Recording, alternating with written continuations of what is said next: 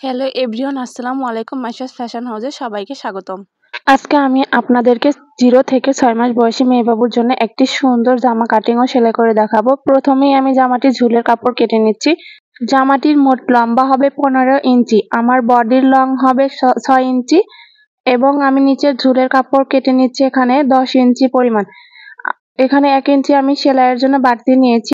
কাপড়টি চওড়া নিয়েছি আমি 24 ইঞ্চি, এক পার্টে নিয়েছি 24 ইঞ্চি। আপনারা এভাবে 10 ইঞ্চি লম্বা এবং চওড়ার দিকে 24 ইঞ্চি করে দুইটা পার্ট কাটিং করে নেবেন। এরপর আমি বডি পার্টটা কাটিং করব। এজন্য প্রথমে কাপড়টিকে আমি মাঝখান দিয়ে একটা ভাঁজ করে রাখলাম। এবার আমি মেপে নিচ্ছি। তো এখানে আমার চওড়া রাখতে হবে, আমার বডির মাপ যতটুকু হবে তার থেকে 1 থেকে 1.5 ইঞ্চি পরিমাণ বাড়তি নিয়ে নিতে হবে।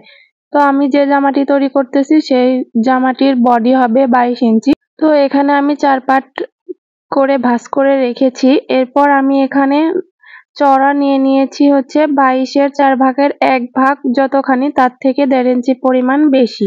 তো 22-এর 4 ভাগের 1 ভাগ 5.5 ইঞ্চি, আর আমি এখানে চওড়া রেখেছি 7 ইঞ্চির মতো। এরপর আমি লম্বা নিয়ে নিয়েছি 7 ইঞ্চি। আমি আগেই বলেছি বডি লং হবে 6 ইঞ্চি, তো 1 ইঞ্চি আমি সেলাইয়ের জন্য বাড়তি নিয়েছি। আর এখানে গলার এখানে আমি 1.5 ইঞ্চি পরিমাণ হচ্ছে লম্বা নিয়ে নিয়েছি, আর চওড়াতে নিয়ে নিয়েছি 1.5 ইঞ্চি পরিমাণ।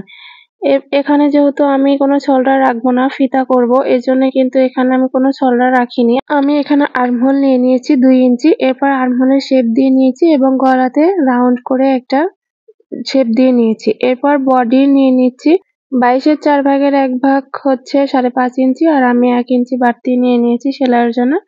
আর নিচের দিকেও ঠিক আমি 5.5 ইঞ্চি নিয়ে নিয়েছি। আর কাটিং করার সময় আমি কোমরের দিকে 1 ইঞ্চি পরিমাণ উপর দিকে উঠিয়ে দিয়েছি। এরপর আমি এটাকে কাটিং করে নিলাম। তো এই কাপড়টা কাটিং কিন্তু খুবই সহজ, আর ড্রেসটা বানানোও কিন্তু খুব সহজ। তো আমি একটু দেখিয়ে দিচ্ছি কিভাবে সেলাইটা হবে।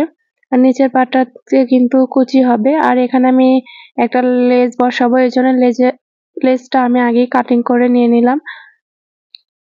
তো এরপর হচ্ছে ফিতার জন্য আমি এখানে কাপড় কেটে নিচ্ছি, আর এই কাপড়টা কিন্তু একটু কোনা করে কাটিং করে নিতে হবে, তা না হলে সুন্দর হয় না, সেলাইটা ভালোভাবে বসে না। তো আর এটা কিন্তু এই কোনা করেই জোড়া লাগিয়ে দিতে হবে। তো প্রথমে আমি ঝুলের অংশের কাপড়টিকে কুচি করে নিচ্ছি।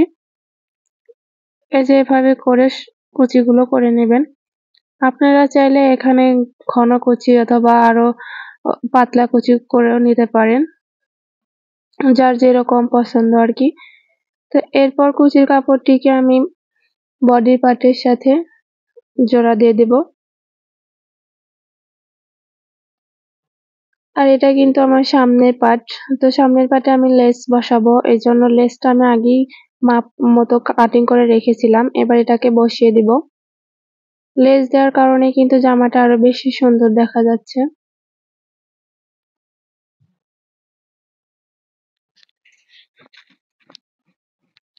তো এরপর আমি প্রথমে গলার পট্টিটা লাগিয়ে নেব।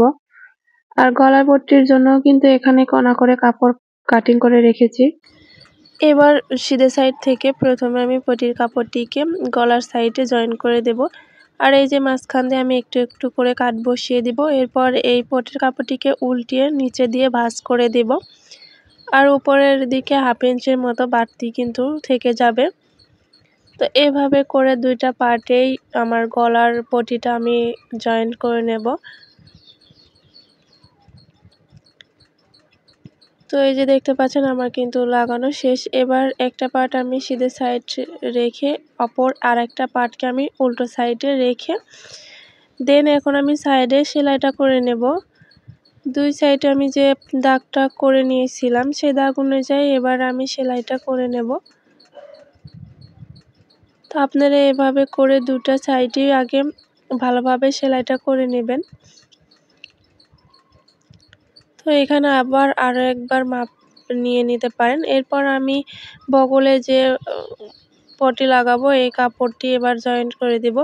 আর এই যে দেখতে পাচ্ছেন ওপর দিকে কিন্তু আমি 3 থেকে 4 ইঞ্চির মতো বাড়তি রেখেছি, যেহেতু ফিতাটা আটকানো লাগবে এজন্য কিন্তু মানে ফিতা বাঁধার জন্য আমি 2 সাইডেই কিন্তু 3 থেকে 4 ইঞ্চি পরিমাণ লম্বা কাপড় রেখে দিয়েছি। তো এবার এই কাপড়টিকে আমি ভাঁজ করে নিয়ে 1/2 ইঞ্চির মতো দুটো সাইডই মানে কাপড়ের দুটো সাইডই আমি ভাঁজ করে ভেতরের দিকে দিয়ে দিব। দেন ওপর থেকে একটা চাপ সেলাই করে নেব। তো আপনারা এভাবে করে সেলাইটা করে নেবেন। তো আমি আবারও বলতেছি এই যে বাড়তি কিন্তু অবশ্যই রাখতে হবে, যেহেতু ফিতাটা আমাকে বাঁধতে হবে। তো শোল্ডারের ফিতাটা বাঁধার জন্য কিন্তু 2 সাইডেই শোল্ডারের 2 সাইডে সামনে এবং পেছনে 2টা সাইডেই কিন্তু বাড়তি করে রেখে দিতে হবে। তো এবার অন্য পাশটাও একইভাবে সেলাই করে নিতে হবে, মানে 2টা আর্ম হোলে এরকমভাবে সেলাই করে নিতে হবে। আমি একটা সেলাই করে দেখালাম, আপনারা অপর পাশটি ঠিক একইভাবে সেলাইটা করে নেবেন।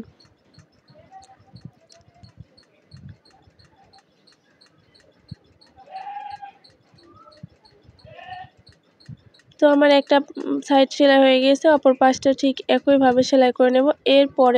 এরপর আমি নিচের হেম সেলাই করে নিব। আর এখন কিন্তু আমি জামার লম্বার মাপটা মেপে নিলাম। জামার লম্বা হবে 15 ইঞ্চি, আগেই বলে দিয়েছি।